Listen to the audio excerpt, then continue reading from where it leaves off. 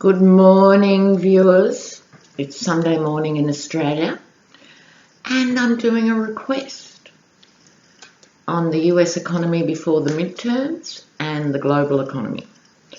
But before I do, I forgot to say in the last video, when I did the Avenatti one, and got the wonderful responses I get from you guys, I hadn't realised how successful he had been in his own right as a lead attorney. He has some serious runs on the board. So he comes across as quite casual almost. He's having fun with this. But he's got the skills to pull it off. I still stand by the tone of the reading, which is he's got to be really careful not to be overexposed and overdo it. That would be a real shame. But he is very telegenic.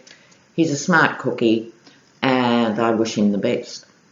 So, moving on from Avenatti, here we go.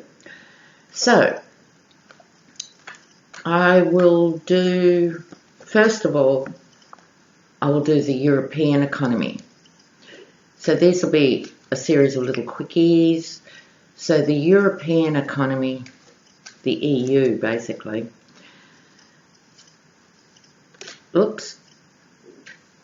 for the rest of the year, the EU.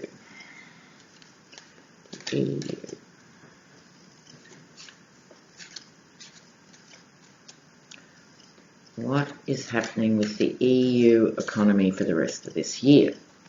Now, what sprang out of the pack was the King of Pentacles, all about money.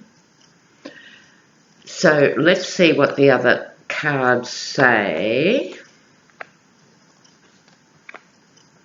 Okay, Europe, oh, it's a funny beast, isn't it? By bringing together the European Union, it was a mix of very strong economies and middling economies and very weak economies. So inevitably, there was going to be some chaos down the road. What is on top of this reading for the EU is the King of Pentacles. So, the greedy king, the greedy, let's say it represents the 1%. The 1% who everywhere control the resources and the wealth. The 1% is followed by the 10%, whether that's the US or the EU or anywhere, that between them own more than half the wealth of any country. So this is the greedy guys, the rich guys, of course this includes women, who have had a very good time of it generally in terms of family money, big corporation money, big money, the never enough money card. So those who are driven exclusively by money are sitting on top of this reading. Now, there's the card of interpersonal relationships. I have several things that fly into my brain in relation to this. This could represent the wealthy and the greedy having to talk with normal people in their particular countries, whether that's France or Italy or Spain. Or it could be that it is people generally, not just the wealthy, people generally are talking and communicating in a way they haven't for a very long time. The thing about this card, interpersonal connections with people, when you've got the winged figure overarching, it's bringing people together. So people are coming from different positions economically and being brought together. Underneath the King of Pentacles, the money card, the Hanged Man. So to a certain extent,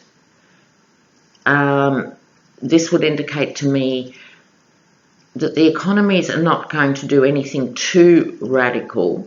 They're going to sort of stay as they are.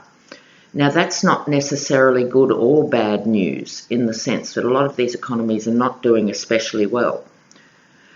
So it's business as usual to a large extent, keeping everything in a holding pattern. Now, this is a concern for Europe, and they're very concerned about the Iran sanctions. They're very concerned about Russia intervening in their own elections. So they're just keeping things ticking over for now. The short-term outcome, the Hierophant. Now, I find this has a connection with the greedy and corrupt money card, which is here. This says to me, the system, the legal system, the court system, the system of investigation is going to be very active. So what you're going to see is, I feel in Europe, you're going to get more corrupt business people at a very high level being investigated. So the takeaway message from that is, it's not going to crash, it's not going to boom. It's going to be, we're only talking about now till November, and there could well be significant investigations going on. All right, so now we're going to move to the US economy. Maybe I should do the Asian economies first. Scrap that, I'm going to do the Asian economies. What's happening with the Asian economies? Just so we have a feel of what's going on for the big blocks of economics and how they're impacting on each other. So now I'm going to collectively do the Asian economies. How are the Asian economies going to do between now and November? The Asian economy.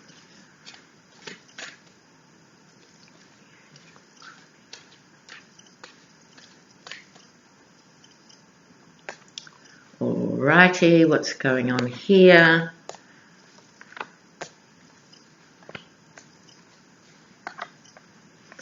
Alright, there's a bit of a theme here, in the sense, like the European one,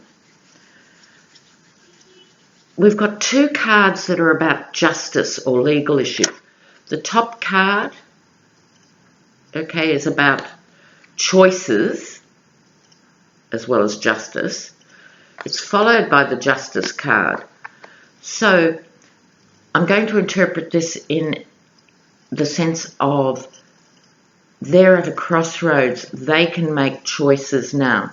So when you think of the big Asian economies, like Japan, China, Korea, Taiwan, you've also got Singapore and Hong Kong. They're at a crossroads. How are they going to interact with the other world economies now? Well, you could say for the first time, they're starting to look and investigate some of the cruder corruption that's been done. They're oligarchs. We all know, we're all grown-ups, we know they're not going to stamp out corruption, they're not going to stamp out greed or anything like that. But for the first time, you're going to see them actually act on it. This is just between now and November. China is interesting. For the first time, it is criminally charging rampant corrupt behaviour. So this might be China. The other thing to keep in mind is, because the UK has pulled out of the EU, which they'll regret eternally, they might have been able to do it 20 years ago, but now it's going to be a nightmare. You've got more of the top world banking moving to Asia. The UK is not going to be the financial hub that it was, so it's going to split that between Europe and Asia. Okay, the Asian economies have the Empress, which means they will continue to be fruitful, and they've got the Chariot moving forward. So regardless of individual setbacks in any of those countries, they are still moving forward at a great rate. So that's not immensely surprising. So we have Europe standing still. We have Asia moving forward. Let's have a look at the US economy now. The US economy between now and the midterms. US economy. The US economy.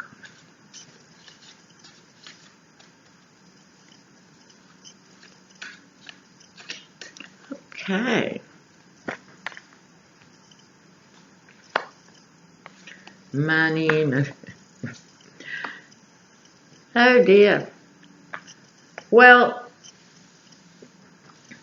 the powerhouse of the world economically is looking at quite a complicated time and a very vulnerable time. Okay. First up, the harvest. So thinking back, this is money, this is the Pentacles, thinking back, looking, have we done enough to stay secure? All right, I'm jumping to the middle card and I'll go back to the recent past. Right underneath the harvest is the Tower. So the answer to the question of have we done enough to keep the economy secure is no. Now, if we look in the recent past, Ace of Pentacles, aces are very powerful. It's the power of money, the power of what money means, what it can do. It is one of what I call the Hand of God cards. But, as you would now be aware, viewers, there's storm clouds around the hand. Also, I'm sure you've got my voice in your head going, that's the card of Fool's Gold. Well, yes, and combined with that, the gap in the hedge, repeating experiences. In other words, it's that old thing of not learning from experience and having to repeat it. So, the US economy, even though it's got the Tower, I'm not saying here this is a stock market crash, even though it looks awfully like a stock market crash. I'm not going there, viewers. I'm seeing it as a shock, and I think you're going to see volatility and ups and downs. So I'm reading that as volatility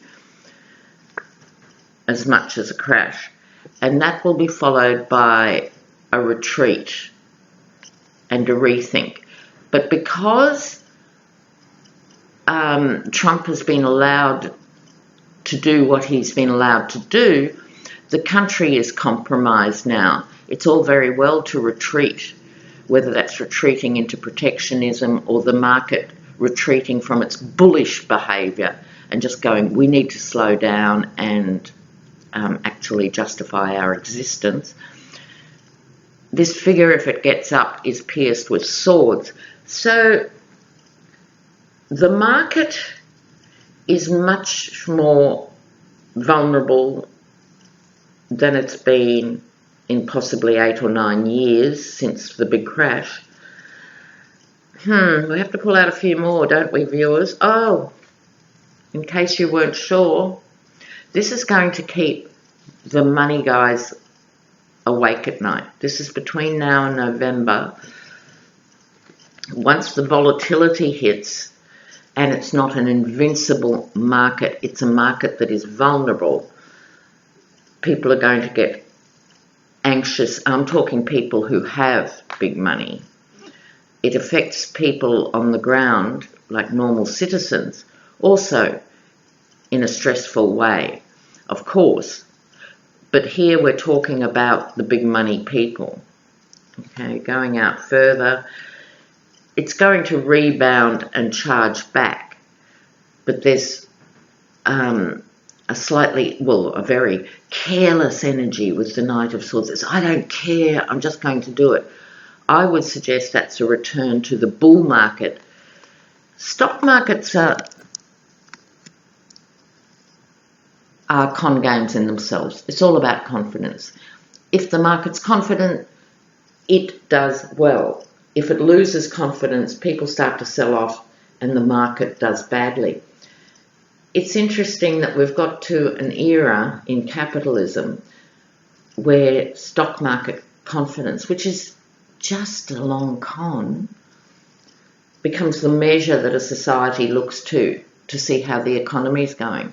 We should be talking about other things in an economy, like real things, but we don't, none of us. Doesn't matter what country you're in. It's all about the stock market.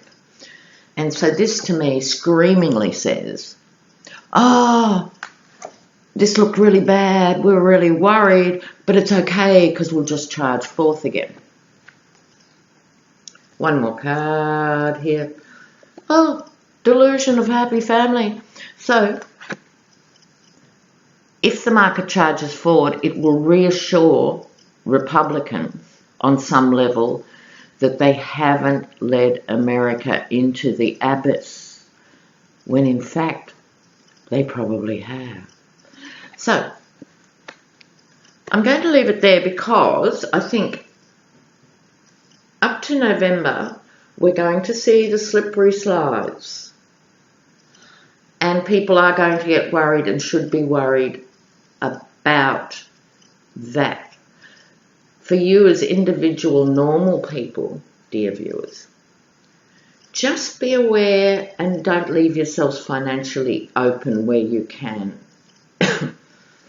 It'll be all right. There's more time till the big crash, which will, I think, be around the middle or the autumn of next year.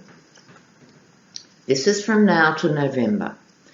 Okay, so be careful and watch it unfold. But the market players are going to roar back, and you're going to have the right-wing pundits go, see, you know, we thought it was bad, it's fine, it's great. And the Republicans are going to go, no, this man hasn't killed the American economy. Look, it's fine, the rainbow's out, it's all good. Okay. There's the world in a nutshell very early on a Sunday morning.